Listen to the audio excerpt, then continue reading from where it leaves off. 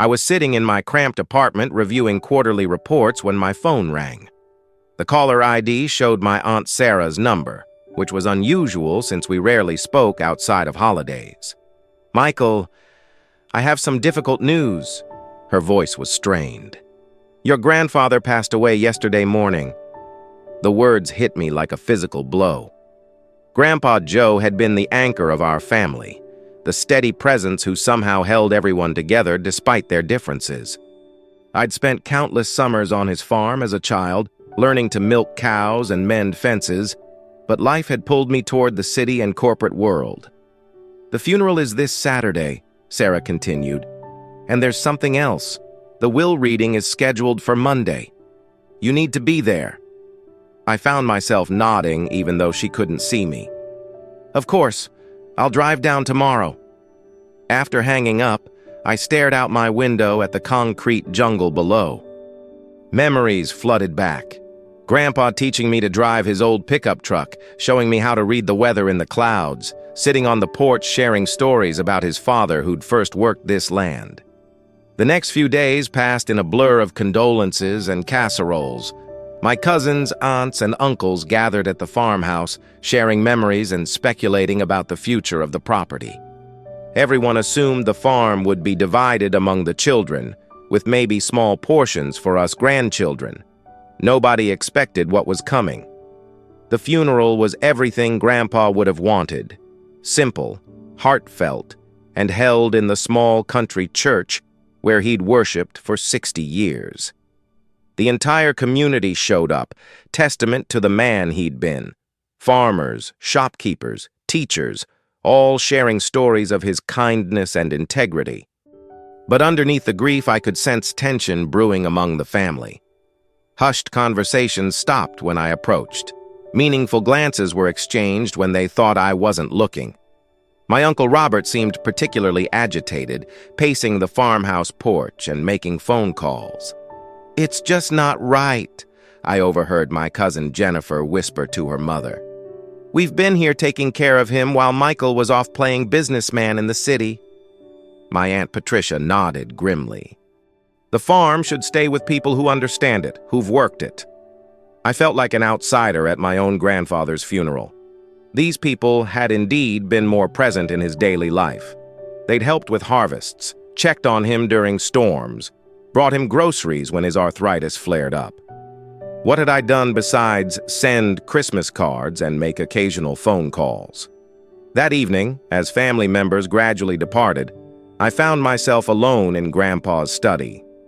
His reading glasses still sat on the desk beside a half-finished crossword puzzle. The room smelled of pipe tobacco and old books, exactly as I remembered from childhood visits. On the wall hung a faded photograph of the farm from the 1940s, when his father first bought the land. 3,500 acres of rolling hills, fertile soil, and endless possibility.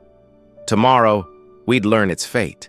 Attorney James Morrison had been the family lawyer for over 30 years. His office, with its dark wood paneling and leather-bound books, felt like stepping back in time. The entire family crowded into the conference room, my father and his 3 siblings, their spouses, and all 7 grandchildren. Morrison cleared his throat and began reading the formal language of the will.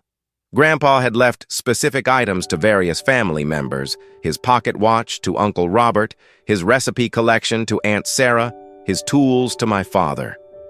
Each bequest was met with nods of approval. Then came the moment everyone was waiting for.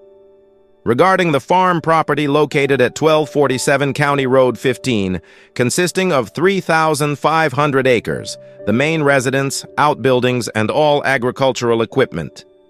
The room fell silent. I could hear the old clock ticking on Morrison's desk. "I leave this property in its entirety to my grandson, Michael James Patterson." The silence exploded into chaos. Uncle Robert shot to his feet. "That's impossible! There must be some mistake!" Aunt Patricia's face had gone white. "He barely visits. He doesn't know anything about farming." My cousin stared at me with expressions ranging from shock to outright hostility. Jennifer's eyes filled with tears of rage. This isn't fair. We've been here. We've worked this land. Morrison raised his hand for silence. There's more. Mr. Patterson left a sealed letter with specific instructions that it be read aloud if anyone contested this bequest. He reached for an envelope marked with my grandfather's distinctive handwriting. Morrison's voice took on a different tone as he began reading Grandpa's letter, as if channeling the old man's spirit into the room. If you're hearing this, it means someone has questioned my decision to leave the farm to Michael. I expected as much, and I don't blame you for your confusion. Let me explain. The room had gone completely still. Even Uncle Robert had sunk back into his chair. This farm has been in our family for 3 generations. My father bought it with borrowed money and backbreaking work. He taught me that land isn't just property. It's responsibility. It's about stewardship, not ownership. I felt tears building behind my eyes as Morrison continued. Each of you has shown love for this place in your own way. Robert, you've helped with every harvest for 20 years. Patricia, you've brought me more meals than I could count. Sarah, you've managed my finances and kept me organized.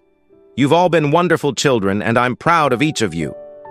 A few sniffles echoed around the room. But Michael is different. When he was 8 years old, he found a bird with a broken wing in the barn. Instead of ignoring it or asking someone else to deal with it, he spent 3 weeks nursing it back to health.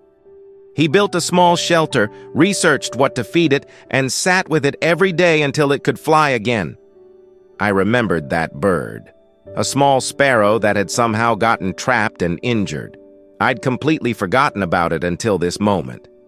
That's when I knew he had the heart this place needs.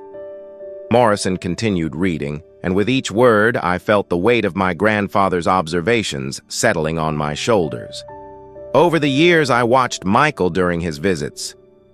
While other children played video games or complained about chores, he asked questions, real questions. Why did we rotate crops? How did we know when the soil needed rest? What happened to farms when families stopped caring for them? I remembered those conversations now, sitting on the porch after long days of work, Grandpa patiently explaining the delicate balance of sustainable farming. When he was 16, he spent an entire summer here.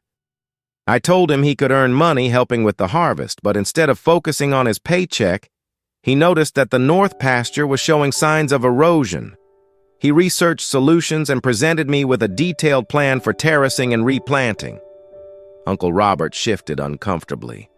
I could see recognition dawning in his eyes. Michael saw problems and sought solutions. He didn't just work the land. He thought about its future. That's the difference between a laborer and a steward. The letter continued. I know some of you think he doesn't deserve this inheritance because he chose a different path, because he moved to the city and built a career in business. But those experiences haven't changed his heart. They've prepared him. Morrison paused, glancing around the room before continuing. The farm needs someone who understands both tradition and innovation. Someone who can honor the past while adapting to the future. Michael has the business skills to make this place sustainable and the heart to keep it in the family. My Aunt Sarah was crying now, and even Uncle Robert's expression had softened. But, Morrison continued reading, I'm not giving Michael this inheritance without conditions. The real test isn't in receiving it, it's in what he does with it. My stomach tightened. What conditions could Grandpa have possibly set? Michael, if you're hearing this, you have a choice to make. You can sell the farm and take the money, which would be the easy path. No one would blame you. Or you can take on the responsibility of stewardship. The room seemed to hold its breath. If you choose to keep the farm, you must live here for at least 6 months of each year. You must learn every aspect of its operation. And most importantly, you must find a way to include your family in its future. I felt every eye in the room turn toward me. This land has always been about family, Michael. Not just blood family, but the community family that surrounds it. Your cousins have deep roots here. Your aunts and uncles have invested their lives in this place. Don't let my decision divide what should unite."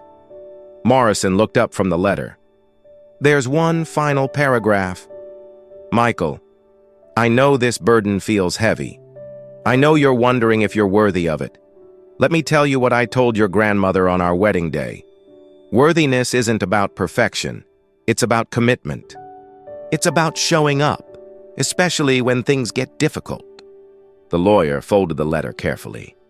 "That concludes Mr. Patterson's message." The silence that followed felt different from before. Less angry, more contemplative. Finally, Uncle Robert spoke, his voice rough with emotion. "Joe always was smarter than the rest of us." That evening, I walked the property alone as the sun set behind the western hills. 3,500 acres stretched in every direction, pastures where cattle grazed peacefully, fields ready for spring planting, and the old oak tree where Grandpa had built me a tire swing 30 years ago. The responsibility felt overwhelming.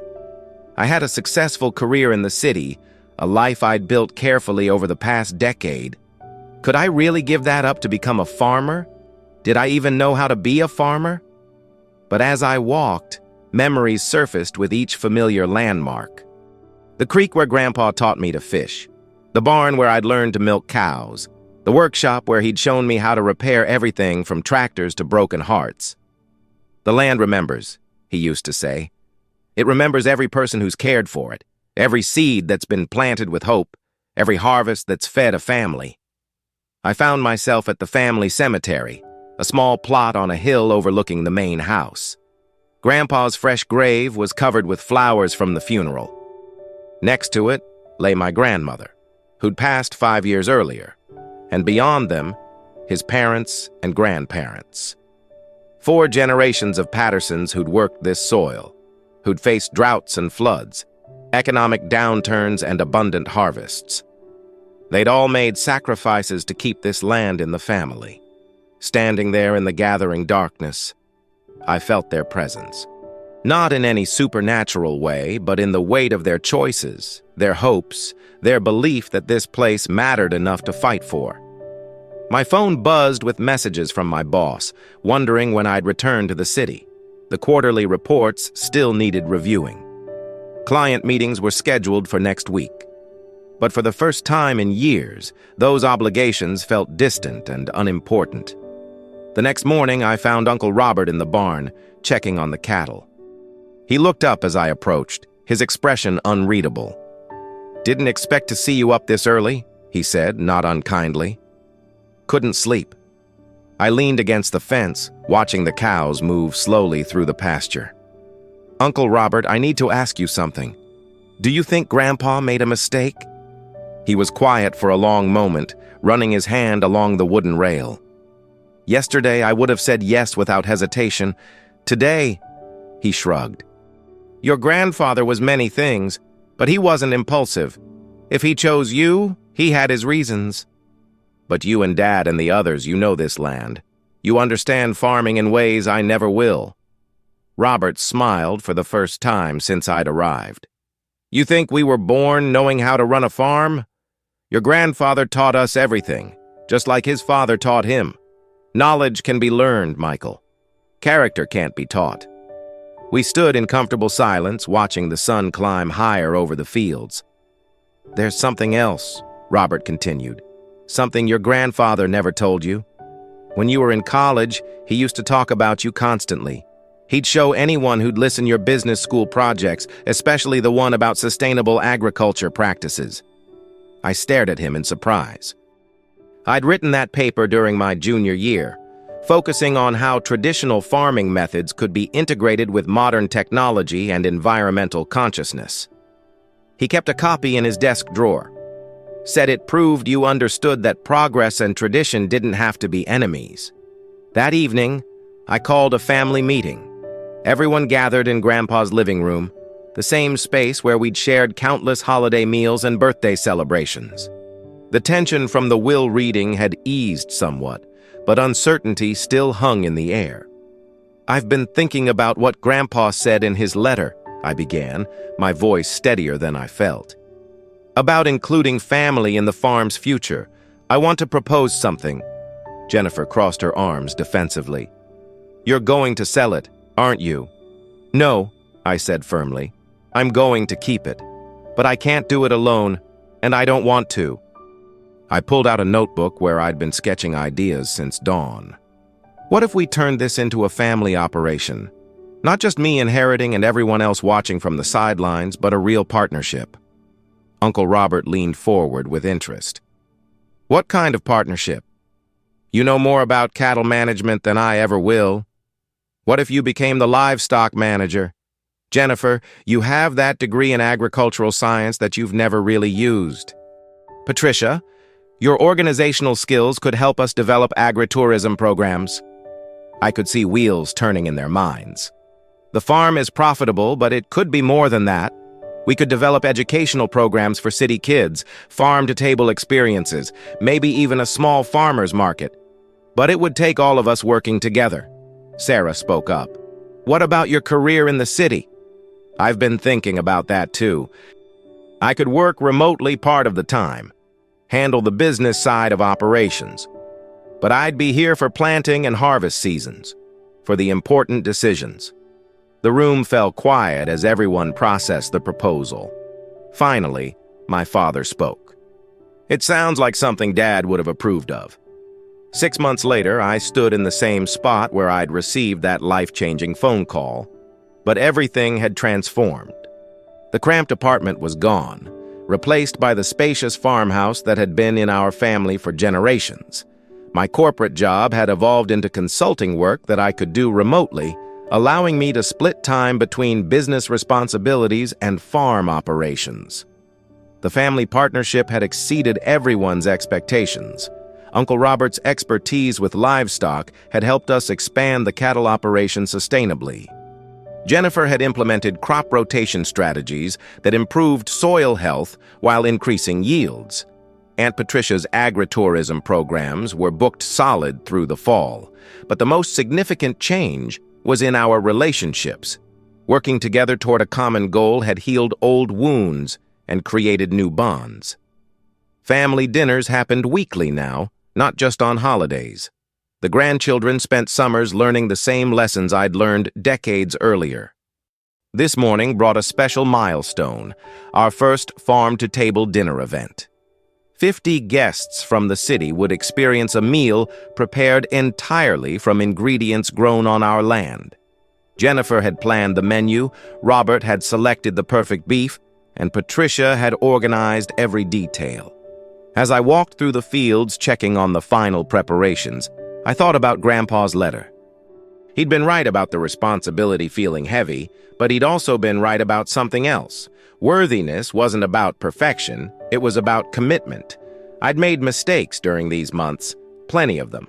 I'd planted crops too early, misread weather patterns, and made business decisions that needed correction. But I'd also shown up every day, learned from each error, and kept moving forward. The autumn harvest was our first real test as a family operation. Everything we'd planned and planted throughout the spring and summer would be measured in these crucial weeks. The weather had been cooperative, but now we needed coordination, endurance, and a little bit of luck. I found myself working 18-hour days alongside Uncle Robert and my cousins. Operating machinery I was still learning to master. My hands, soft from years of office work, developed calluses and cuts. My back ached from lifting feed bags and bending over equipment. But there was something deeply satisfying about this physical exhaustion that my corporate job had never provided. "You're getting the hang of it," Robert observed one evening as we finished loading the last trailer of corn. "Your grandfather would be proud." The comment meant more to me than any performance review I'd ever received. Jennifer had been tracking our yields meticulously, and the numbers were encouraging. The crop rotation strategies were working. The soil health improvements were measurable. We were on track for our best harvest in 5 years. But beyond the financial success, something else was growing. The community had embraced our family partnership approach. Neighboring farmers stopped by to share advice and offer help. The local feed store extended credit based on our reputation. The farmers market in town had reserved permanent space for our products.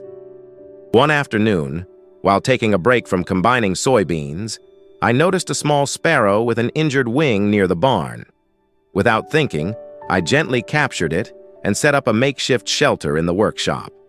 As I researched proper care and feeding, I realized I was following the same instincts that had impressed Grandpa 30 years earlier. Some things apparently never change. Winter brought a different rhythm to farm life.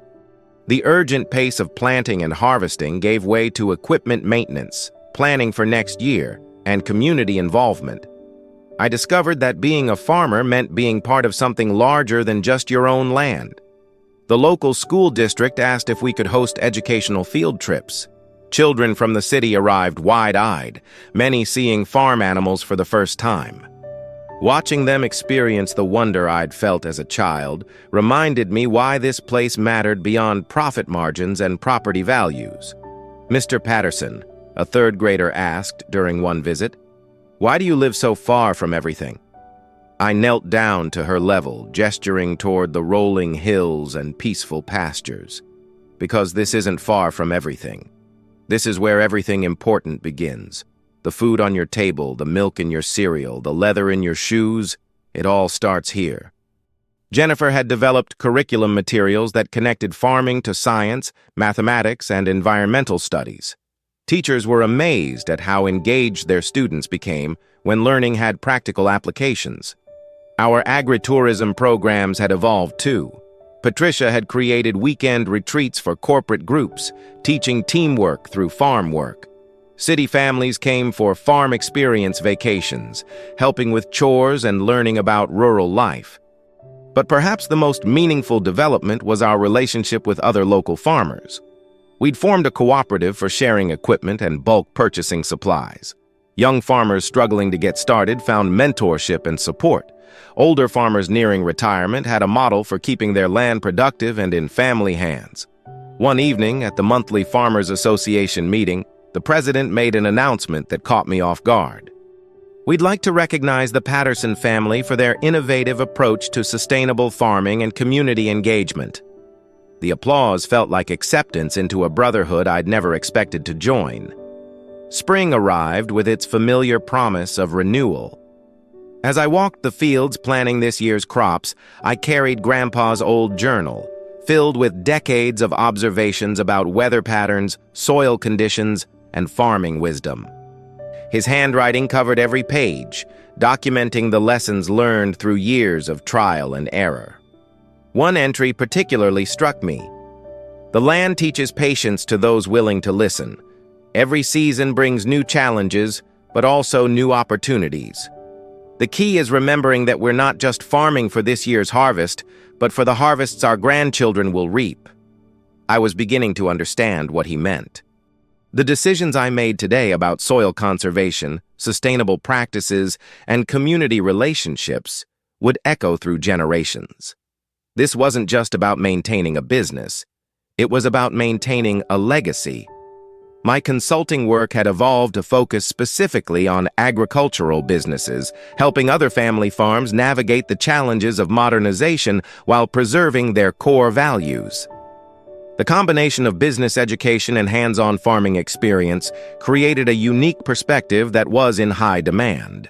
But the most rewarding development was watching my family members discover their own connections to the land. Jennifer had enrolled in graduate school to study sustainable agriculture. Uncle Robert was mentoring young farmers throughout the county. Aunt Patricia was writing a cookbook featuring traditional farm recipes with modern twists. Even my cousin's children were spending more time at the farm, learning the same lessons that had shaped me decades earlier. 8-year-old Tommy had appointed himself chief chicken caretaker, approaching the responsibility with the same seriousness I'd once brought to caring for that injured sparrow. The cycle was continuing, just as Grandpa had hoped. On the first anniversary of Grandpa's passing, I found myself in his study, surrounded by the books and memories that had shaped his life. I'd been working on a letter to him, trying to express everything I'd learned and felt during this transformative year. "Dear Grandpa," I wrote, "I finally understand what you meant about stewardship. It's not about owning the land. It's about belonging to it. This place has changed me in ways I never expected. I described the challenges and victories, the family bonds that had strengthened, the community connections that had deepened. I told him about the injured sparrow, about the children's faces during school visits, about the satisfaction of a successful harvest earned through honest work. You were right about the business skills being useful, but you were more right about needing the heart for this work.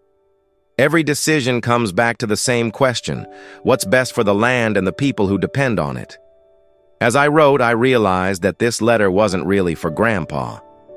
He'd already known what I was capable of becoming. The letter was for me, a way of acknowledging how far I'd traveled from that confused young man who'd received an unexpected inheritance. The farm was thriving, the family was united, the community had embraced us. But more than that, I'd found a sense of purpose that my corporate career had never provided. Outside the window, the field stretched toward the horizon, ready for another year of growth. Tomorrow would bring new challenges, new opportunities, new lessons to learn. But tonight, I felt the deep satisfaction of knowing I was exactly where I belonged. The land remembers, Grandpa used to say, and now it would remember me too, not just as someone who inherited it, but as someone who earned the right to call it home. Thank you so much for listening to this story about family, legacy, and finding your true calling. I hope Michael's journey resonated with you and reminded you that sometimes the most unexpected paths lead us exactly where we need to be. I'd love to hear from you in the comments below. Please let me know what part of the world you're listening from. Are you in a bustling city like Michael was, or perhaps on a farm like the one he inherited? Maybe you're somewhere in between, dreaming of your own life change. Your stories and perspectives from around the globe always inspire me to keep sharing these heartfelt tales. And if you enjoyed this story, please don't forget to subscribe to the channel and hit that notification bell so you never miss our latest uploads. Until next time, remember that the greatest inheritances aren't always the ones we expect. Sometimes they're the ones that help us discover who we're truly meant to become.